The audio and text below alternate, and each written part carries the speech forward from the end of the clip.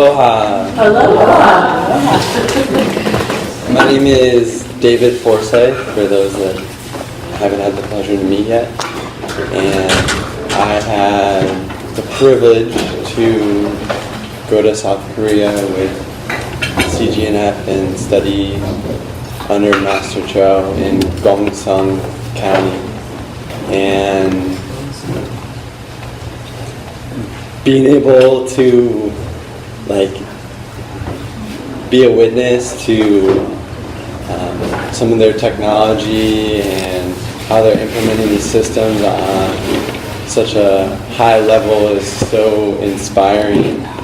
And I talked with Master Choa, and he shared a vision that he had of creating a animation movie and story to bring some of these ideas and concepts to life. And I would love to be a part of that with all of you, because it's going to take a collaboration to bring all the ideas and insights together to paint a picture that the whole world can understand. And it doesn't matter what language you speak, through storytelling we can create something that will resonate with the world. And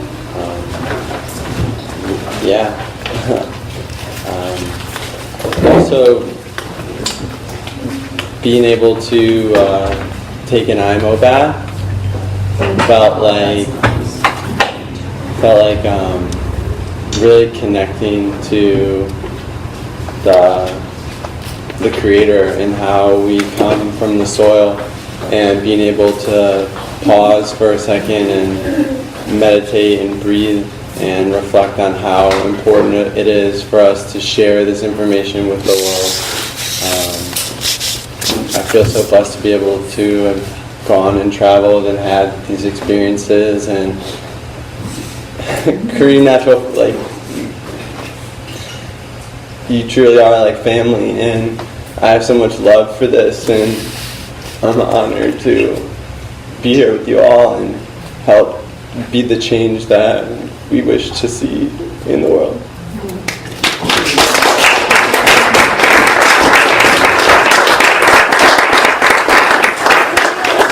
David, I know how you feel. Yeah, we all do. Thank you. Oh,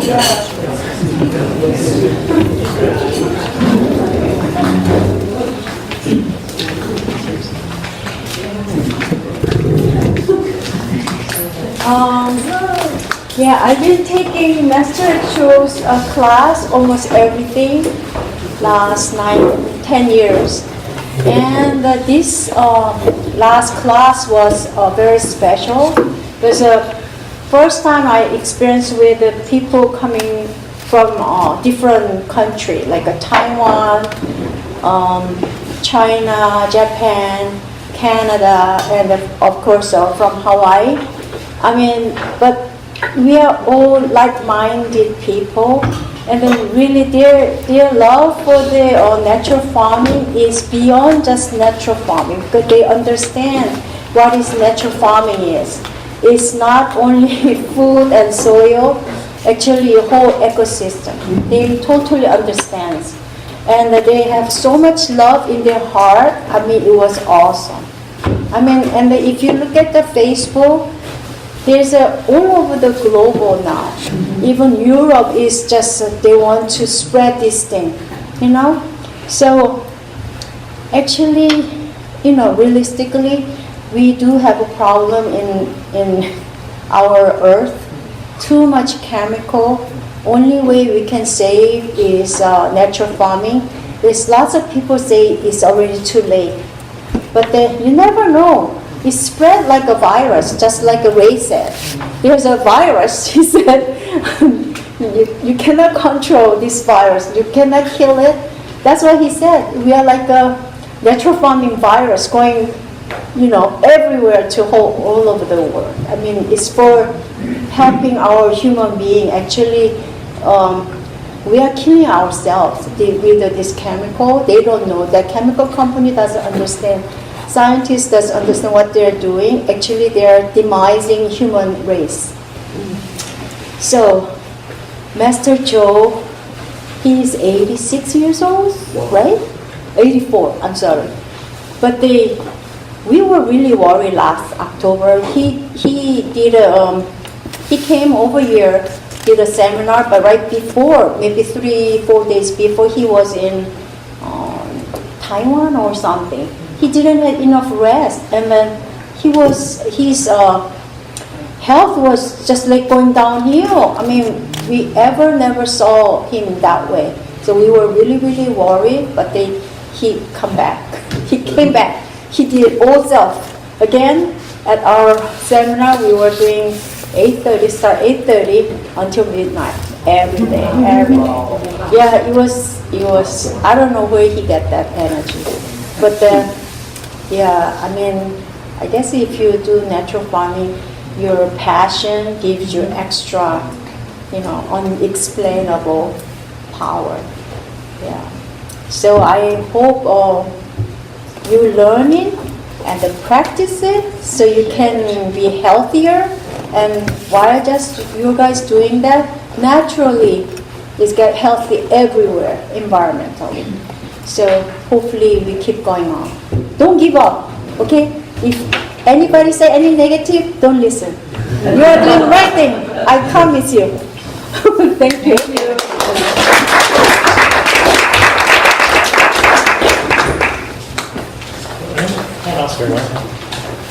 Anyone else? No, that's true. Okay, so my overview on it. We got into Seoul in the evening. We got on a bus in the middle of the night, drove down to Gokseong, and then woke up in Mr. Lee's training center, where last time I was there, or when I was there in April, it was just a greenhouse. When I was there in September, it was a complete learning center, just like this quality, built inside this greenhouse. This time, there was bunk beds, so we didn't have to sleep on the floor. So every time I go, he's improving and he's building more. And this time also, when we were there, the farm, he had built 2 additional greenhouses in the back. So the first day we were there, we got to go to the learning center, which I've been many times. And so you can watch my YouTube videos on the Gokseong Learning Center or Natural Farming Learning Center and see that. But each time I go to that learning center, I learn more. And it's amazing. It's just like these simple, basic things. But I felt like this time he really talked more about the water-soluble potassium and the water-soluble phosphorus. And I never really learned too much about those because those aren't really in our core recipes that we've been talking about, because it's like the icing on the cake. You gotta make a cake before you put the icing on top. But it was interesting for me to review and get this icing part and really learn more about that. The method they use for preparation is just soaking them in water for a few days. No vinegar needed for both the water-soluble phosphorus or the water-soluble potassium. And so I'll be posting the videos. You can go through and see, watch it for yourself firsthand. But I it's like every time you go to this learning center, it's, same thing. But the interesting thing about the learning center is Mr. Choa. So not Master Choa, like Cho's a common name in Korea, but this guy, Mr. Choa, who's been there forever. He was there in 2009 with a stick pointing at stuff, and he has finally retired. And he passed it on to this dude that looks like he's 30, so he must be like 50 or 60. He passed it on to this young guy. So who's running the most advanced learning center in the world? This young guy and this young movement coming up, and he knows his stuff. He was telling us all about it, and the same lady that invented the IMO machine was there, and so he still has his support staff, but literally it's been passed, the baton's been passed to this new young guy. So we got to check that out. It was really cool. It was a whirlwind tour through there though. We were there for maybe a half hour, 45 minutes, it was quick. But I documented it really well. I'm really excited to get something like that built in Hilo. I think, the consensus of all the natural farmers has been, we need one of these. It would really help, because we run this meeting, but really help, like imagine you came in this room and there was posters and all this stuff and like demonstrations and examples. A room this size could transform and give us an anchor point. So really focused on that this year. After that, we got to go to the tool store. And so I bought a whole bunch of tools, got out of there with like a whole thing of tools, $65. I should have bought more, but I didn't, it was, oh man, it was, like, I didn't want to make everyone wait while I'm like browsing through the hose and stuff, love looking at hose.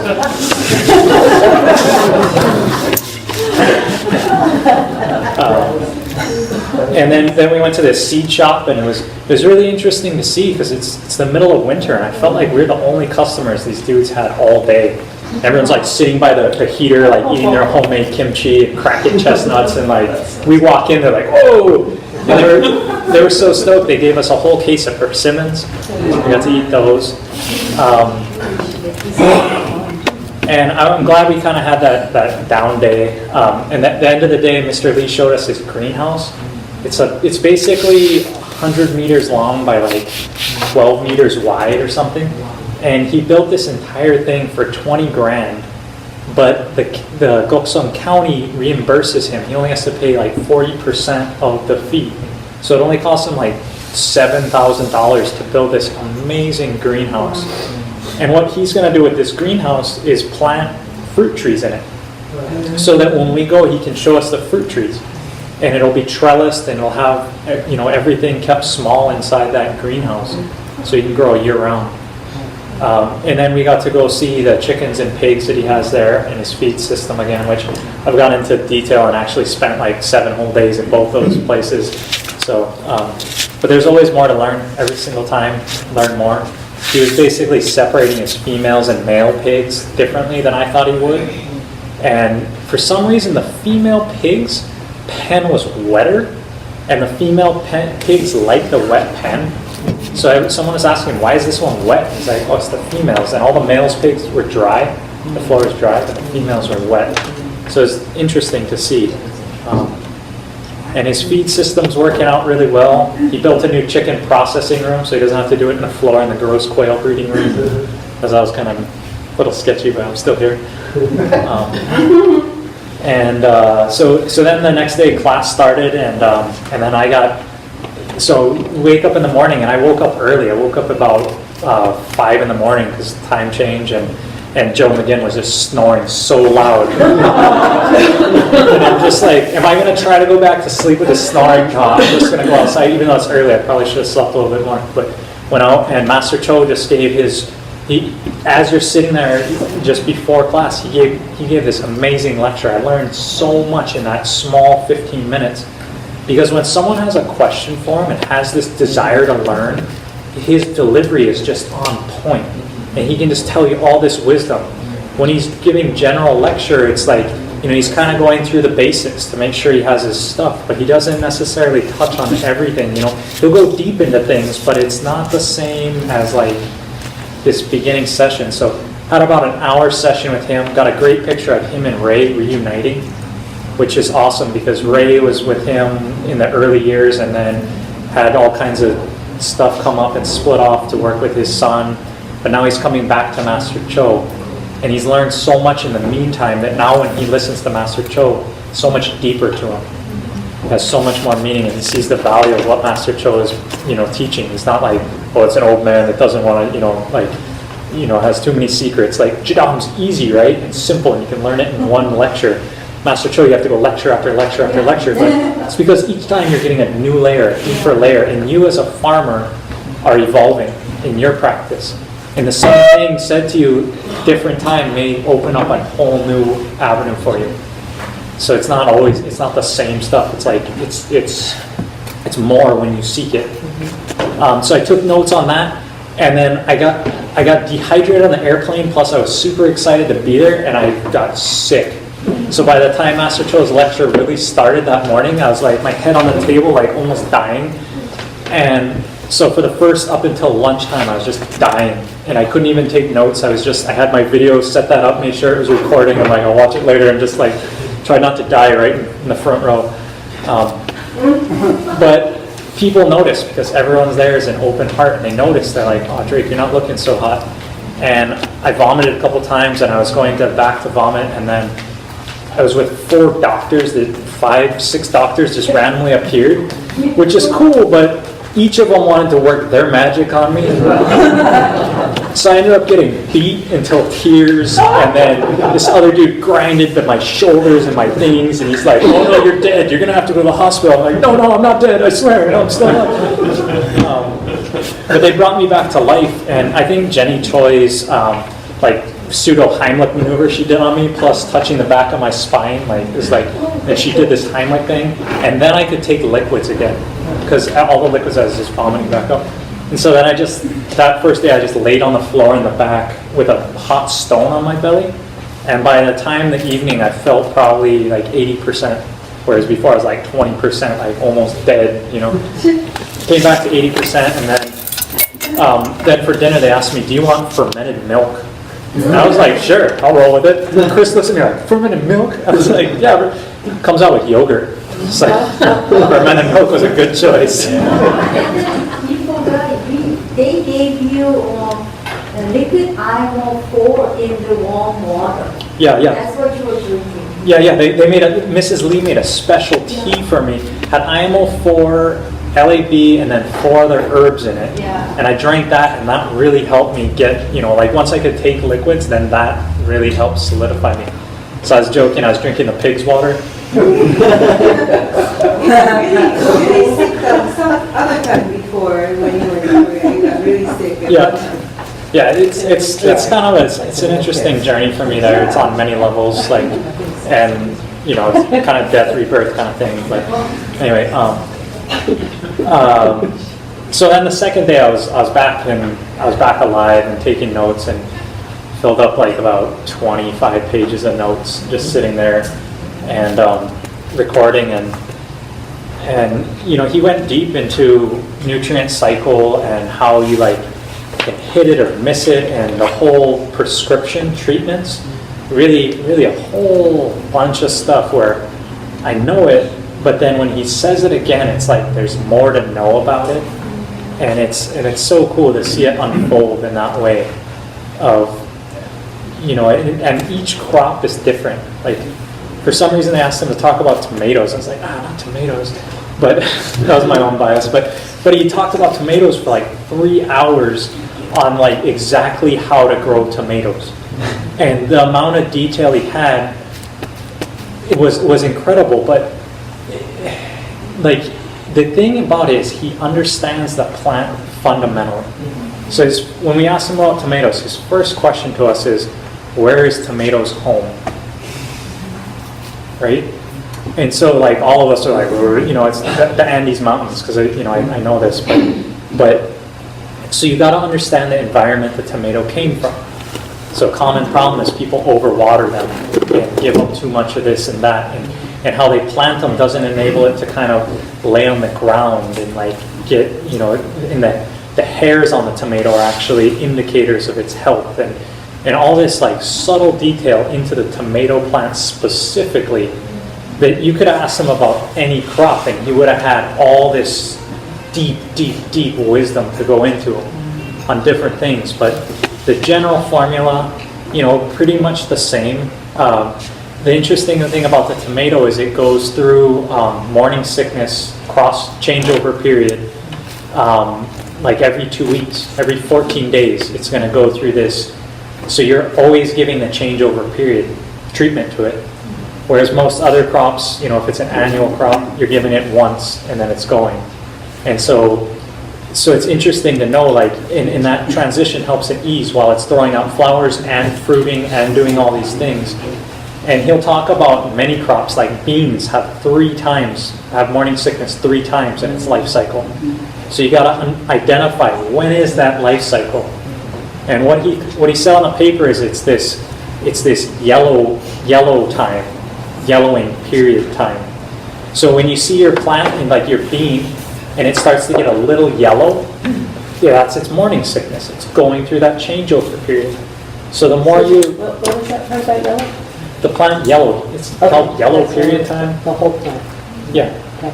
And so it looks a little weak during that time, but it's a little weak because it's in that very vulnerable, going from growing to reproducing. It's in that vulnerable time.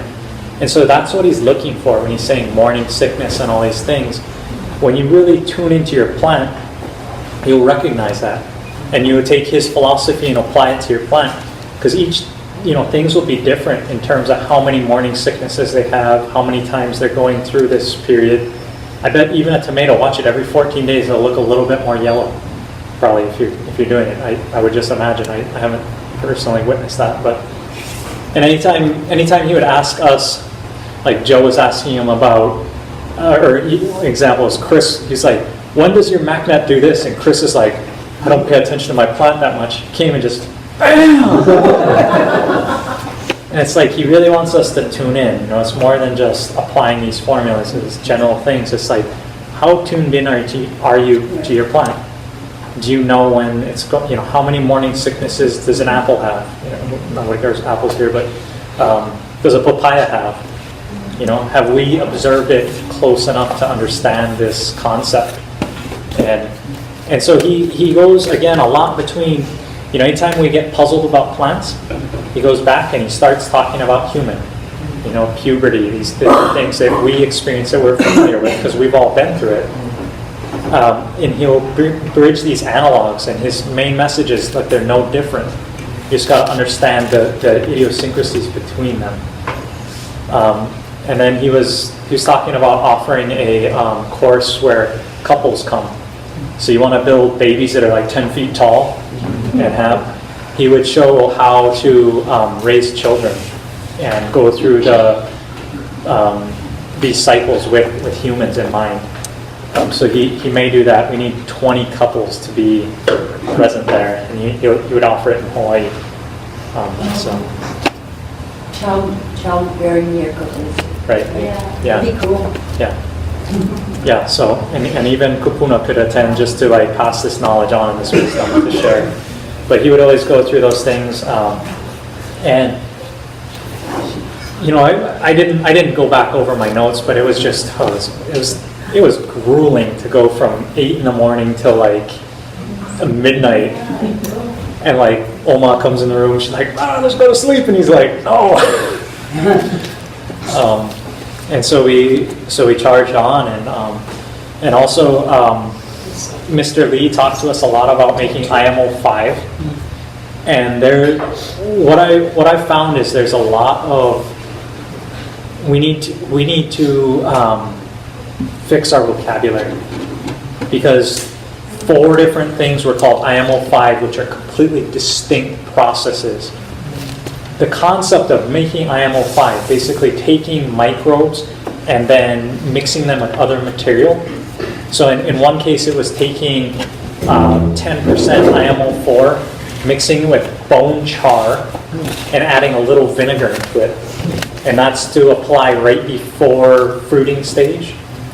That then you're like a week before fruiting stage, then your tree will grow really nice. He just called that IMO 5. So if you just write in your notes, apply IMO 5 before this, you're not going to apply the correct IMO 5. And so I believe we as English-speaking practitioners need to come up with a little bit better vocabulary to explain these recipes. Because you'll start to see on it, what is IMO 5? And he says this, but it's really like, fermenting manure is a different one. It's also an IMO 5. But I call that one bio. I don't know, we'll have to come up with some name. And then he has the compost, where 10% of it, up to 40% of it can be IMO 4. And then you're mixing up carbon and nitrogen based compost. And that one's called FMC. Just fermented mixed compost, but it's called IMO 5 in the general description. So we have to get these things a little bit more clear. But we had basically a whole midday lecture on how to prepare IMO 5 and how to really make this happen. And I realized it's one of the flaws in my farming is I'm definitely not putting out enough IMO 5. Kind of just putting out mulch and IMO 4 and then foliar feeding. But if I also put this solid IMO 5 FMC in my garden, I will crank. As my plants get a little hungry, and it's not like, it's like the consistent food, and then my sprays will be still food and still like possible to do spraying, but it'll that whole package I think will really increase my things. And so when I say my farming's not that good, I mean that I farm all right. I mean, if I'm so lazy and stuff, but he gave me this poster. Unfortunately, TSA bent it in half. Feel safe for no offense. But this corn plant, he gave this to us to put in our new learning center, which now means we got to make a learning center. This corn plant has 13 corns on it. 13 to 15 corns on it. I don't know. I actually have the report of the lady who gave it at the symposium last year, and she's a farmer, but she's right up against the North Korean border, and she has a test farm with Konkuk University, and she really tuned into the nutrient cycle, knowing exactly when to apply something, and the corn plant had no stress, and so it performed to its peak performance. Yeah, like corn should be doing this if we tune in. And so, so when I say I'm not fully getting this, it's because this one had, the bone char thing put into it, and had these other very subtle pieces put in, and really like, instead of asking about tomato, they probably asked about corn. And if you went into like a 2-hour, 3-hour thing on corn specifically, right? And then you can do this. So, so yeah, so it's just all kinds of things like that going. It was also nice to have the team from Taiwan there. I was able to give the hard drive that has all the recordings to the Taiwan team. So they have from basically 2009 up till that seminar on video to share with their whole team. The guys from China were there, two of them. She was the one who slapped me, and I'll get her back. And just that after lecturing till midnight, and then the Mongoli comes out, and then people start singing songs till about 4 in the morning, and had about 3 nights like that, and then when we got back to Seoul, I got to spend 3 days in Seoul, and then David and Joe did the same thing for the guys in the hostel. These guys that are in the city that they hear about this farming that I think every young person has this need to like help the world when you really realize it, and they ended up talking to them till 4 in the morning, turning them on to Korean natural farming. We got to meet one of David's friends that he met here in Hawaii, and she came and she took us to dinner, and then we told her about what was happening and the whole global banking and how that's my take on it. But then she is probably going to attend Master Cho's Korean only lecture in the spring. And so people from all over, you just give them a glimpse of natural farming, and they're getting turned on. Also on the way back up, I got to stop in Daejeon, which is where Cho Young-sung's brainstorming and demonstration farm is. And bro, that guy can host. Like, he set the new bar. Like when then I felt terrible when they came here, and we went to like man, they threw down. Like he was slicing like sashimi for everyone, pouring drinks. I just drank water, and he was like, it's kind of giving me stink eye for just drinking water. That's what my body needed. Dr. Park, that man can sing. He started singing these old folk tunes, and then David Wong handed him a spoon. And he pretended like it was a microphone, and he just was singing his heart out. Oh. Yeah, Dr. Park got down. Lots of tea. And the Daejeon Learning Center is probably a room about half, like the main room was about this size room. with a big square thing, and then is cooking in the middle. So as he's cooking food for us, and he put it on these sashimi platters, and then it was 3-course meal, some sort of fish, a yellowfin tuna fish, and then steak, and then sweet potatoes and peppers, and he's like, don't eat the peppers, they're just for show. But almost all this stuff was grown on his farm. You know, the meat obviously wasn't, but all the side dishes and everything was super ono. But in his learning center, around the outside, were all of his inputs. So I had this herbal solution, that herbal solution. He had a bottle of potassium hydroxide, a thing of wedding oil, a thing of oil, you know. And so you're surrounded by this, like, there's solutions. And then we got to go, I deposited some nutrients in his composting toilet. I brought him up from gokseong. He was very happy. And then we got to go sleep in a spa. There wasn't enough room. There was only 4 beds there, so the ladies slept there. And then we went to the spa with Ray, and he fell asleep on the floor. And it's just a funny story with that. But if you haven't experienced the Korean spa, it's worth going just to Korea just for that. You'll be like, oh man, Drake disappointed me. But yeah, I slept on the floor there, and what other highlights? It was an amazing trip. The food itself was worth it. One interesting side story. So David sat next to this guy on the plane, and we flew over to Korea. We get to Korea, we go down to gokseong, we come back to Seoul. We're walking out of our hostel in Itaewon district, and we're walking down the street, and this guy busts out of this restaurant. He says, "Hey, I know you." And I'm like the police are coming at me. I'm just like, oh shit, no. I was a little paranoid because they said they're against knives there, and I was afraid they were going to take my knife because I brought it. It's a farming tool, and I wasn't, I was safe. I only knifed 3 people. To open things for them. But he, out of nowhere, pops in and says, "Oh, I was sat next to you on the airplane." Okay, there's 26 million people in Seoul. He didn't tell him we're going to Itaewon. He was sitting in the restaurant. He happened to look up out of the restaurant and pop up and come out and say, "Hey, David." And so we took a selfie with him. Later that night, we're in Insadong, street thing, and Leslie, one of our friends, went to visit another friend, and then we're walking out of this shop, and Leslie walks out of the shop.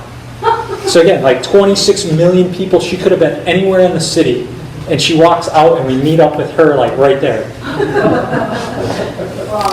And so the synchronicity in the thing was just unheard of. I mean, it's amazing. How widespread is the downstore in Korea? They teach a whole lot of people, and I know even on the internet, Jadam is a bit more famous, just because it's more approachable, right? So you just rot some stuff in a bucket and you're good to go. So I know it has a little broader appeal, and I know the pesticide part really appeals to people.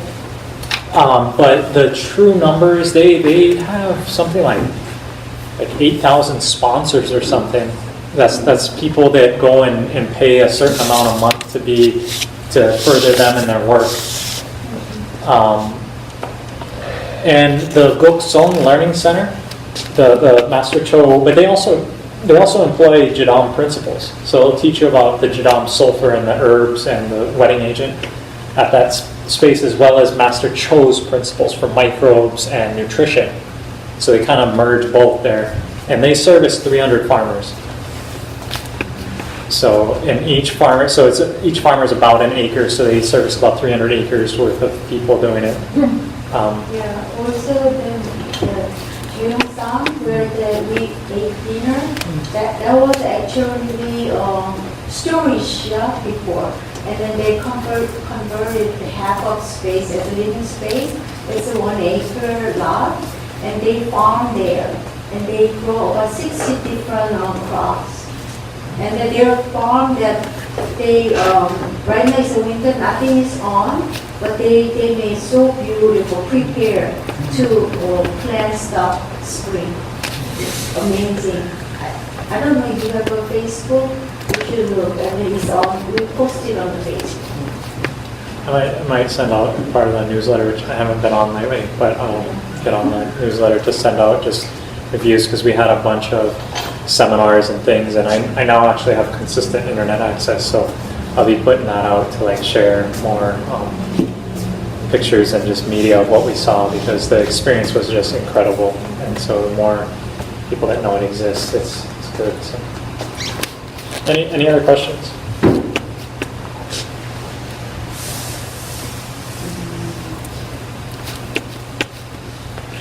I was just curious whether Jadam or natural farming has any solutions to horrible invasive vines. Is there anything natural to get rid of other than climbing the trees and getting pothos off the trees and stuff like that? Is there anything?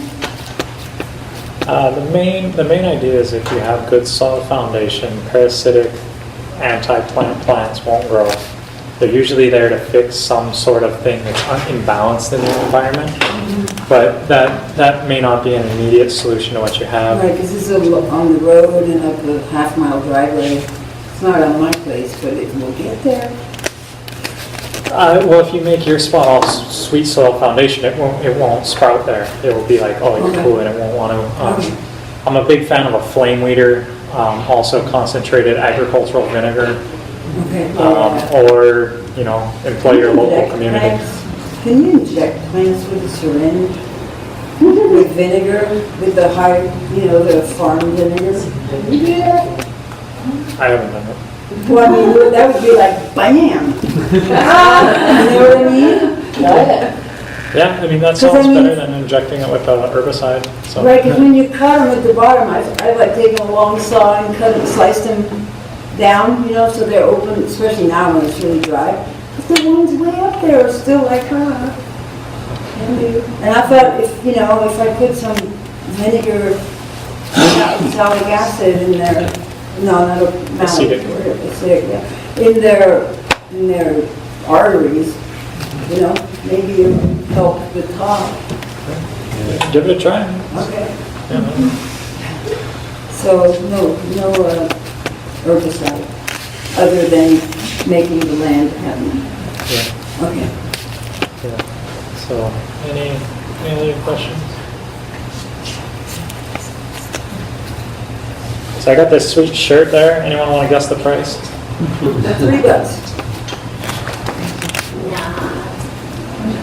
Eight. I don't know, let me come and feel it. Let's see that price. Flannel, wool. What do you get? It's priceless. Why you got that shirt? Someone gave That's that the to you. key. So I bought it in the subway. No, why you got that You're shirt? freezing cold. Because Master Joe wears something like that all the time. So I saw that. I do Master Cho shirt. Yeah, so the temperature the entire time was like, it was 20 Celsius, or 20 Fahrenheit, -6 Celsius, plus then wind factor was, that snowed a couple times over there, and then we ended up buying gloves and all kinds of stuff, but it was frigid. How cold was it? Yeah, like -6 Celsius. What? -6 Celsius, which is about 20 Fahrenheit. Yeah, it's cold. Can we give him a hand?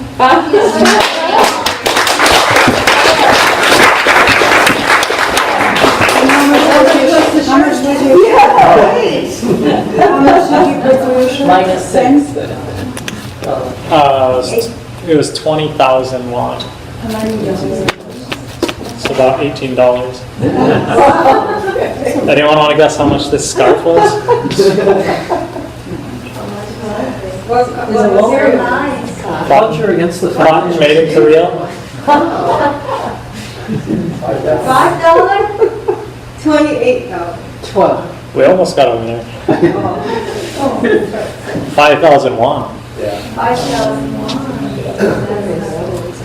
So it's just like 450 or something, 480 somewhere in That's there. amazing. Is that what kind of stuff Master Choa wears? No, he's hardcore. I'm not used to the weather. Oh, yeah. And we went to, for example, we went to a tool store. The tool that we can pick the fruit from the tree without the stick. That part, $4 off. The basket. Yeah. Basket, yeah. I mean, and then when we were this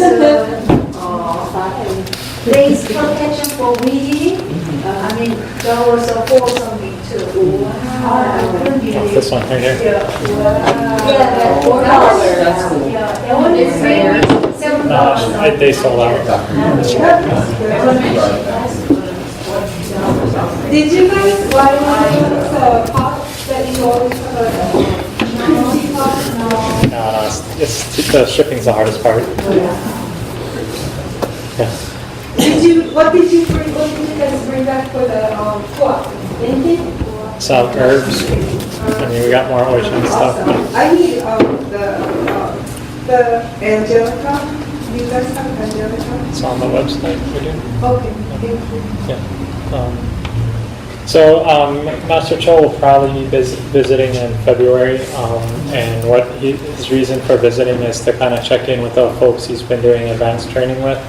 But if we talk to him, he may be able to do a small session for us as members of CGNF Hawaii, and just kind of nice to talk stories. So write down any questions you have, and there's also the question and answer thing is live on our website at CGNF Hawaii. You go to the members and you go to like question and answers, or something on the members tab on the right side, and you can ask a question there, and trying to get that relationship really going well. It was nice for us. We got a time to sit down, Chris, Kim, myself, and get on the same page with Master Choa sitting there. And of the 5 issues we had, 2 of them we solved between us as just, it was just the student kind of misunderstood what we were saying. And 2 of the issues Master Choa clarified.